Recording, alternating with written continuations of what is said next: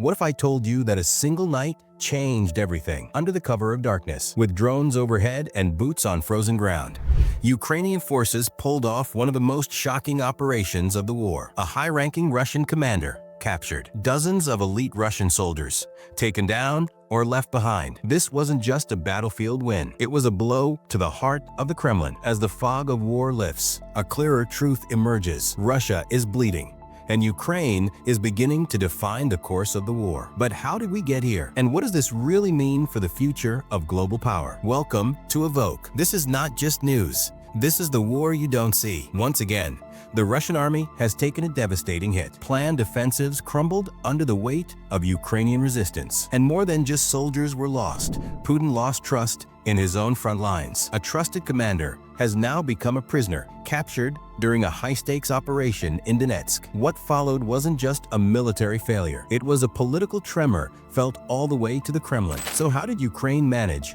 to disrupt such a well-orchestrated plan? What tactics allowed them to outmaneuver Russia's war machine? In the next few minutes, we'll peel back the layers and analyze the hidden strategy behind Ukraine's counteroffensive, how Russia's losses are shaking up the inner circle of power in Moscow, and what it means for the future of the war and possibly the global order. In March, Russian offensives surged.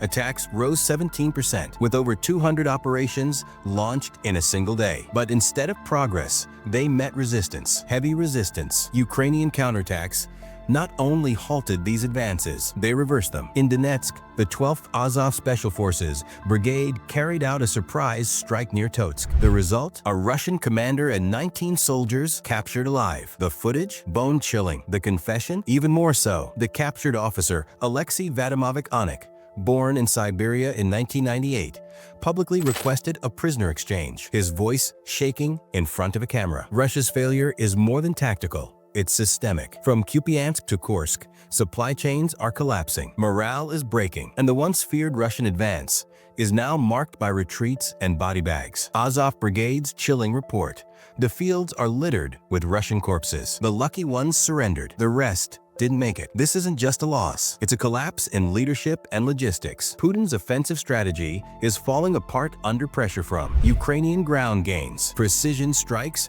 from modern Western weaponry, failing Russian morale, and chaotic internal coordination. With US and European weapons flowing in, Ukraine's defense has turned into dominance. Long-range artillery and drone systems are shaping the battlefield, pushing Russian troops into defensive desperation. The symbolic victory in Donetsk is more than a headline. It's a message. Ukraine is not just surviving, it's winning. And Russia is losing the war it started. The Kremlin's propaganda machine is choking on reality. Footage of captured officers and dead soldiers left behind is breaking through the information barriers in Russia. Even loyalist voices in Moscow are growing quiet. The silence speaks volumes. It's not just bullets, it's psychological collapse. Russian soldiers are demoralized. Some captured troops say they feel abandoned. Some confess they were lied to. This isn't just a war between nations. It's a war within the Russian military itself. The question now is, how long can this last? How long before internal pressures in Russia force a change in course? Will the Kremlin double down on aggression? Or is the Russian public